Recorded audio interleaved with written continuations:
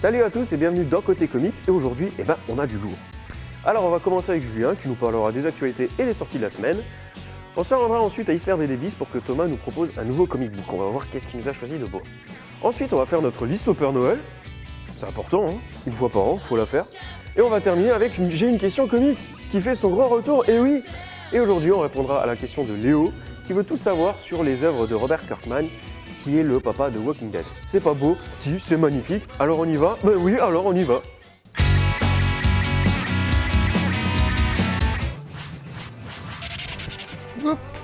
Voilà, tous les cadeaux livrés, c'est cool. On peut donc y aller pour l'actu et les sorties comics de Noël. On commence avec un vrai coup de tonnerre de l'industrie du comics, le départ de Karen Berger du label Vertigo.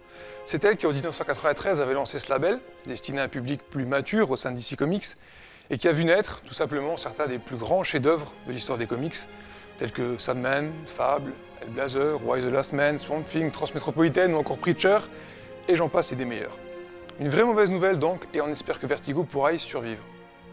Du DC encore avec le lancement d'une nouvelle initiative, le Villains Month, comprenez le mois des vilains, durant lequel chaque série mettra en avant un vilain, qui ne sera pas forcément originaire de la franchise concernée. On sait déjà par exemple que Nightwing se frottera au farceur, alors que Batgirl en découdra avec le ventriloque. Ce sera dans le numéro 20 du mois de mai. Un petit cadeau pour finir, je vous annonce que le reboot des 4 Fantastiques sortira le 6 mars 2015. La même année qu'Avengers 2, Justice League of America et Star Wars épisode... celui d'avant les 3, d'après les... le Star Wars. Qui dit Noël, dit cadeau, dit comics, forcément. Et quoi de mieux justement que Batman Noël, en français dans le texte s'il vous plaît. C'est écrit et dessiné par Lee Bermejo qui nous présente une énième version du célèbre roman de Charles Dickens, À Chant de Noël, l'histoire des 3 fantômes du passé, présent et futur. Le scénario est un peu trop léger pour certains, mais par contre, les dessins mettent tout le monde d'accord, c'est absolument magnifique. Autre très jolie sortie pour Noël, la jeunesse de Picsou par Don Rosa. Glénat propose une série d'intégrales dans ce premier tome, sorti le 5 décembre, qui regroupe 7 volumes et présente les premières aventures du célèbre canard le plus riche du monde. Collectionneurs, nostalgiques, petits et grands, ce trésor plaira à tout le monde. Thomas en reparlera bientôt. L'éditeur Aquileo sans fin propose une réédition de la célèbre série de science-fiction déjantée du scénariste Rick Remender, avec un premier tome sorti le 4 décembre. L'histoire suit le personnage d'Eve Huston, le dernier des Fear Agents, censé protéger la Terre des menaces extraterrestres, mais qui passe son temps à boire et à discuter avec Annie, son vaisseau spatial. Tout va changer lorsqu'il découvre une grande conspiration visant à détruire l'espèce humaine. Action, aventure et retournement de situation sont au rendez-vous, dessiné par Tony Moore et Jérôme Opeña, quand même. C'est tout pour l'actu et sortie comics, on rejoint maintenant Thomas, je vous souhaite à tous un très joyeux Noël et de bonnes fêtes. Et dites-vous bien que si Flash était réellement le Père Noël, ça pourrait être Noël tous les jours.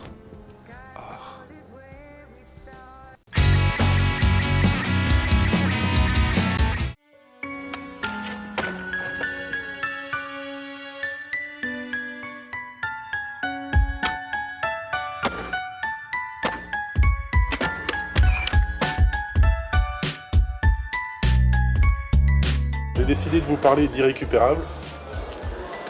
Irrécupérable, c'est une série éditée chez Delcourt qui est actuellement en cours de publication en France.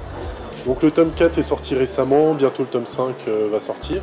On va suivre l'histoire en fait du plus fort des super-héros qui va péter les plombs et qui va se mettre à tuer des gens, à détruire des villes.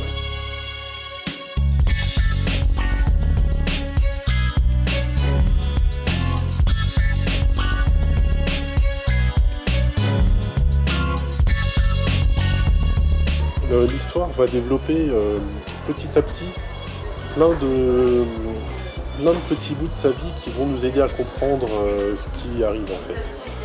Mais ça va être à la fois axé sur le personnage principal mais sur les autres super-héros. Parce que forcément on va se rendre compte que les autres personnages ont aussi tous leurs secrets, ne sont pas tout blancs.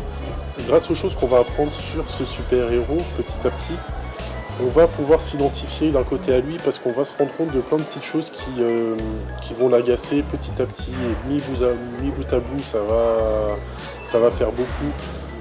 Ça peut être des choses toutes simples dans le sens où il va aller sauver des gens et les gens vont se plaindre en disant ouais, vous pouvez réparer ma maison en même temps, vous pouvez réparer des dégâts dont il n'est pas forcément responsable, lui il est venu les sauver et on va lui demander des choses en plus en râlant.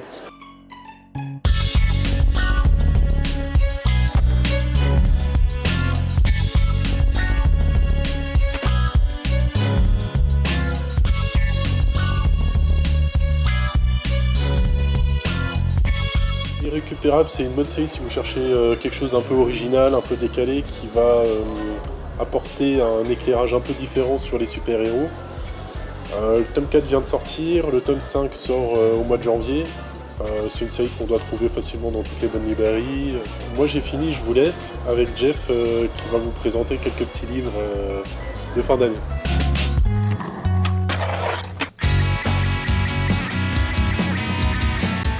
Salut tout le monde, alors cette fois j'ai mis de côté Thomas pour vous faire notre fameuse liste de Noël. Donc les enfants, si vous voulez commander des comics au Papa Noël, c'est l'émission là qu'il faut regarder. Alors un petit récapitulatif rapide pour commencer. Donc voilà 3 comics de base qui sont très très bons, on en a déjà parlé dans les anciens numéros. C'est pour ça que je ne reviens pas dessus, je me contente de vous rappeler qu'ils sont vraiment très bons donc. Mais aussi celui-ci, 75 €, c'est un peu plus cher forcément, mais ça aussi c'est très très bon et c'est du lourd. Donc on commence maintenant vraiment la sélection pure et dure. On commence par Ghostopolis, donc chez Milady Graphics qui est à 23,30 € et c'est du très très bon. C'est vraiment une histoire très enrichissante. Le bouquin a l'avantage d'être pour tout le monde en fait, pour les petits, pour les grands, pour les moyens. Donc ça c'est déjà pas mal. Au niveau de l'histoire, c'est un gamin qui, un gars plutôt on va dire, qui est envoyé dans une dimension pour les fantômes et ici découvre des pouvoirs et il fait plein de choses. Je ne peux pas vous en dire plus, mais faites-moi confiance, c'est très très très très bon. L'avantage de Noël aussi, c'est qu'il y a pas mal d'encyclopédies disponibles. Donc si vous ne savez pas trop quoi acheter niveau comics, vous pouvez acheter des encyclopédies. Ça fait plaisir et au moins vous êtes sûr de ne pas vous tromper. Ensuite, il y a des bonnes occasions à avoir. C'est comme celui-là, Justice League, la Tour de Babel, 20 €. Il y a ça en plus. Et il y a beaucoup de comics 2 en 1 en ce moment. Du coup, le cadeau, au niveau du cadeau, l'intérêt est double, donc ça peut être vraiment pas mal. Donc, regardez bien comme il faut, ça peut être intéressant. Au niveau de la Tour de Babel en lui-même, c'est une histoire en plus qui est bonne, donc vous avez un double avantage.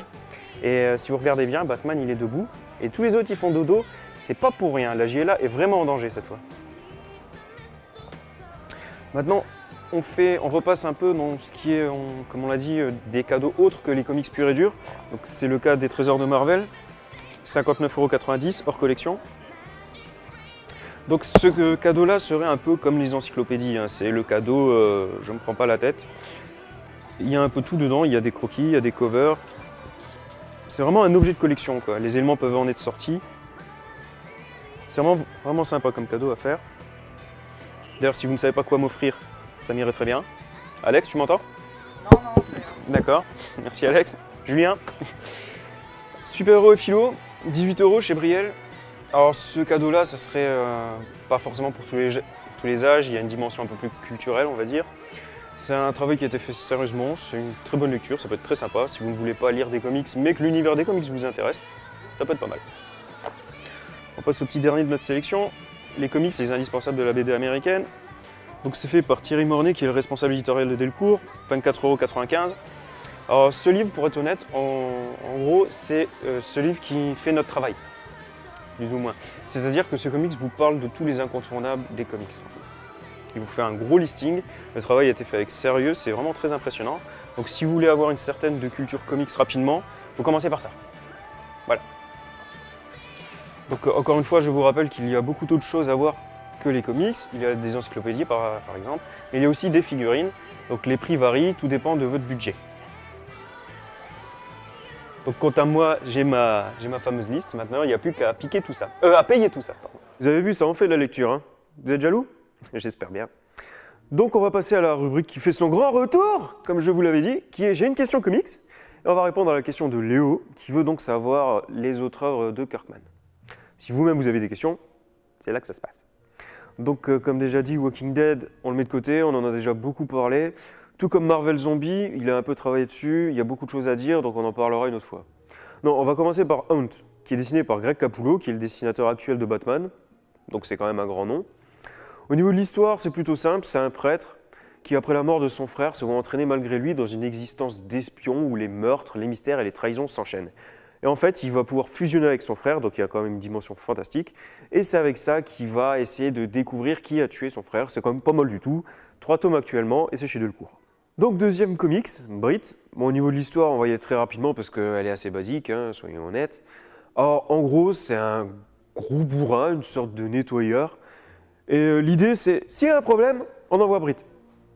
C'est à peu près ça. Quoi. Bon, c'est bien, mais c'est pas génial non plus. C'est assez gore par contre, donc ça en intéressera peut-être certains. C'est 2 tomes, Delcourt. Voilà, c'est à peu près tout, il n'y a pas grand chose d'autre à dire. Donc on passe au suivant, Wolfman. Les dessins sont de Jason Howard. Alors au niveau de l'histoire, là c'est un peu plus intéressant, c'est Gary Hampton qui, suite à une malédiction, devient un loup-garou. Seulement, être un loup-garou, lui, ça lui plaît pas. Il veut pas servir le mal, il veut servir le bien. Et du coup, il devient une sorte de super-héros loup-garou. Là, c'est déjà un peu plus intéressant. Par contre, on se penche pas plus dessus. Il est considéré comme le travail le moins abouti de Kirkman. Moi, j'ai trouvé sympa, mais ça s'arrête là, disons. Le côté positif, par contre, c'est que la série est terminée en France, en 4 tomes. Et cette fois, par contre, c'est chez Glénat. Autre œuvre de Robert Kirkman, Le Maître Voleur, qui représente le petit dernier arrivé en France. Les dessins sont de Martin Brouf et il a une originalité de malade, ce comic book. Pourquoi ? Parce que Kirkman n'est pas scénariste, il est co-scénariste et ça change beaucoup de choses. En fait, l'autre scénariste, il changera à chaque fois. Il a sa place de vacante. C'est-à-dire que dès qu'il finira un arc, ce sera un autre scénariste qui prendra le relais. Au niveau de l'histoire, rapidement, c'est un voleur, mais pas le voleur de bas étage à la Catwoman, hein, vraiment le voleur, le génie du crime, qui doit reprendre du service parce que son fils a quelques petits problèmes. L'histoire est sympa, mais ce qui est vraiment génial, c'est les dialogues. C'est vraiment des super dialogues. Ça, j'ai vraiment adoré. Un tome en France, paru chez Delcourt, donc actuellement. À froid, c'est plutôt pas mal, mais la qualité reste à confirmer donc. Dernière œuvre de Kirkman pour nous, donc on s'arrêtera là, mais il y en a bien d'autres. Invincible, qui est la série la plus suivie après Walking Dead et qui est très très appréciée. Donc elle est dessinée par Corey Walker, puis Ryan Utley. Et ce qui est l'histoire, on va suivre l'adolescent Mark Grayson, qui est le fils du super-héros le plus puissant de la planète, qui en soi est déjà quand même énorme, mais qui en plus va découvrir qu'il a les mêmes pouvoirs que lui. Que demande le peuple, quoi, limite, j'ai envie de dire. Et donc il va décider de suivre ses traces. Et donc à partir de là, il va faire plein de choses. Il va se trouver une copine super-héroïne avec qui il va faire des bisous, il va taper sur les super-vilains avec sa force et sa vitesse. Il y a beaucoup de personnages dans ce comic book, vous l'aurez compris, et ils sont tous très intéressants. Autre originalité, il y a énormément de clins d'œil aux autres œuvres de l'univers de Kirkman dans ce bouquin, mais aux super-héros de manière générale aussi. Donc ça, c'est très intéressant. Je vous en dis pas plus, je vous laisse les trouver. C'est génial. Donc c'est chez Delcourt, 7 tomes actuellement, le suivant arrive à grands pas. Et aux États-Unis, on arrive en plus au fameux chapitre 100. Voilà Léo, ce petit tour d'horizon de Robert Kirkman est maintenant fini. On n'a pas pu tout faire, il y a beaucoup de choses à dire. Notre émission s'achève déjà. On se retrouve très bientôt pour des aventures encore plus comiques. D'ici là, portez-vous bien et très bonne soirée à tous.